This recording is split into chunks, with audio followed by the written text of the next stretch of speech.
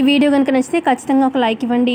జయదేవ్ అంటారు అరవిందతోని next day ఉదయాన్నే, మనం లక్ష్మితో తిరిగి వచ్చాక మిగతా విషయాలన్నీ అప్పుడు మాట్లాడదాం మిత్రతోని, ఇప్పుడైతే చింతపల్లి బయలుదేరదాము అని జయదేవ్ అంటూ ఉంటే, సరే అండి అలాగే అని చెప్పి అరవింద అంటుంది.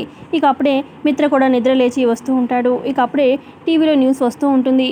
నిన్న రాత్రి వైజాగ్ నుంచి ఆఖరి బస్సు చింతపల్లికి వెళ్ళిన బస్సు ఇక లోయలో పడిపోయి బస్సులో ఉన్న అందరూ కూడా ప్రాణాలు విడిచారు. ఇక అందులో మొదటిగా 24 ఏళ్ల భాగ్యలక్ష్మి.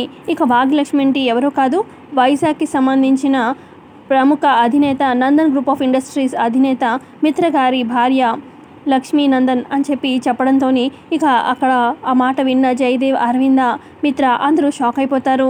మరి న్యూస్లో చెప్తున్నట్టు లక్ష్మి నిజంగానే చనిపోయిందా, లేదంటే ఇంకేమన్నా ట్విస్ట్ ఉందా లేదా కమింగ్ ఎపిసోడ్లో తెలుస్తుంది. ఇక మరి మిత్రకి ఇప్పుడైనా లక్ష్మి గురించి నిజం తెలుస్తుందా లేదా, అరవింద జయదేవ్ చెప్తారా లేదా చూడాలి.